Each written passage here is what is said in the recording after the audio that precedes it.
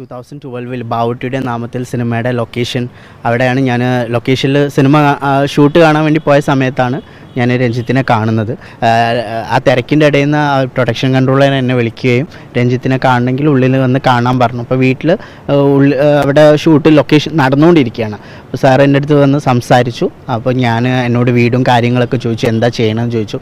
അപ്പോൾ ഞാൻ അദ്ദേഹത്തിനോട് സംസാരിച്ചത് ആക്ച്വലി ഒരു സിനിമയിൽ ഒരു അവസരം നമ്മൾ പ്രതീക്ഷിച്ചിട്ടാണല്ലോ നമ്മൾ ഡയറക്ടേഴ്സിൻ്റെ അടുത്ത് പോകുന്നത്.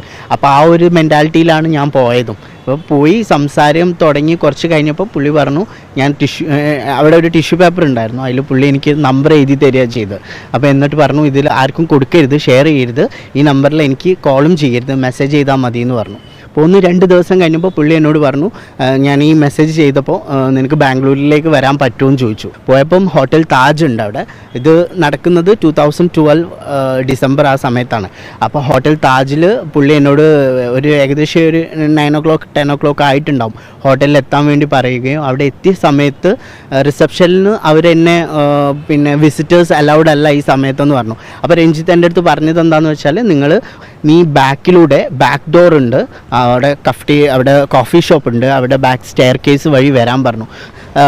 ബാക്ക് സ്റ്റെയർ കേസ് വഴി 4th floor പോവുകയും ആ 4th floor നിന്ന് കോറിഡോർ വഴി പുള്ളിയുടെ റൂമിലെത്തുകയും ചെയ്ത്. പുള്ളിയുടെ റൂമിലെത്തിയ സമയത്ത് പുള്ളി ഇറ്റ്സ് ഓൾറെഡി ആൽക്കഹോളിക് പേഴ്സൺ ആണ്. എനിക്കറിയില്ലായിരുന്നു, പുള്ളി കഴിച്ചിട്ടുണ്ടായിരുന്നു. പുള്ളി എന്നോട് കുറച്ച് നേരം സംസാരിച്ചിട്ട് എന്നോട് പറഞ്ഞു, ഇരിക്കുന്നൊക്കെ പറഞ്ഞു. പിന്നെ പുള്ളിയുടെ ശൈലിയെല്ലാം മാറി. പുള്ളി പറഞ്ഞു, പുള്ളി എന്നെ ഡ്രിങ്ക് ചെയ്യാൻ വേണ്ടിയിട്ടൊന്ന് ഇൻവൈറ്റ് ചെയ്തു. അപ്പോൾ ഞാനിത് എൻ്റെ ലൈഫിൽ ഫസ്റ്റ് ടൈമാണ് ഞാൻ കഴിക്കുന്നതും ഇങ്ങനത്തെ കാര്യങ്ങളും. അപ്പോൾ ഞാൻ പറഞ്ഞു, സാർ ഇല്ല, ഞാൻ കഴിക്കില്ല, ഞാൻ ഇതുവരെ കഴിച്ചിട്ടില്ല. No, you just taste it എന്ന് പറഞ്ഞിട്ട് പുള്ളി എനിക്ക് കുറച്ച് ഡ്രിങ്ക്സ് ആൽക്കഹോൾ ഡൈൻ ചെയ്യാണ് ചെയ്തത്.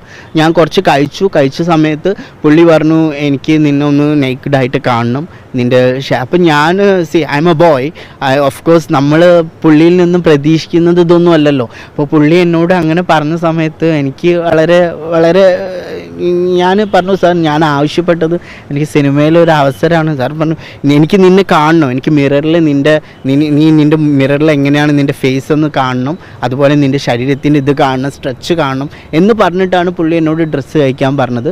ഡ്രസ്സ് കഴിക്കാൻ പറയുകയും പിന്നെ അദ്ദേഹത്തിന് വേറെ എൻ്റെ കണ്ണിൽ കുറച്ച് കൺമഷി എഴുതാൻ പറഞ്ഞു. അങ്ങനെ എഴുതിയിട്ട് എന്നോട് പുള്ളി സ്ക്രീനിൽ കാണുന്ന പോലെ എന്നോട് കണ്ണാടിയിൽ നോക്കിയിട്ട് പറഞ്ഞു, വളരെ ഭംഗിയുള്ള കണ്ണാണ്. അങ്ങനെ പുള്ളി കുറേ എന്നെ പ്രൈസ് ചെയ്യുന്ന പോലെ കുറേ കാര്യങ്ങൾ സംസാരിച്ചു. അദ്ദേഹം എന്നോട് ചെയ്ത കാര്യങ്ങളൊന്നും എനിക്ക് ഇവിടെ ഡിസ്ക്ലോസ് ചെയ്യാൻ പറ്റില്ല. ഞാൻ ലീഗലി ഞാൻ പറയുമ്പോൾ അതിൽ എല്ലാ കാര്യങ്ങളും ഞാൻ റിപ്പോർട്ട് ചെയ്യും. എൻ്റെ കുറേ പിക്ചേഴ്സ് പുള്ളി എടുത്തിട്ടുണ്ടായിരുന്നു, എൻ്റെ നെക്കഡ് പിക്ചേഴ്സ്.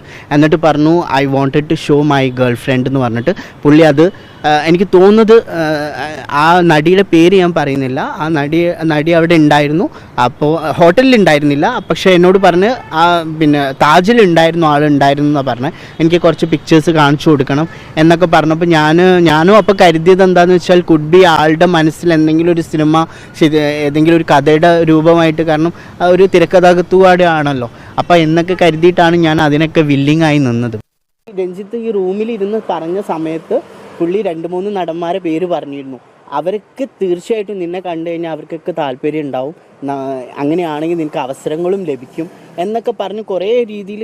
പക്ഷേ പിറ്റത്തെ ദിവസം രാവിലെ, അന്ന് രാത്രി ഞാൻ ഈ മദ്യപിച്ചത് കൊണ്ട് ഞാനും അത്ര ബോധാവസ്ഥയിലല്ലായിരുന്നു.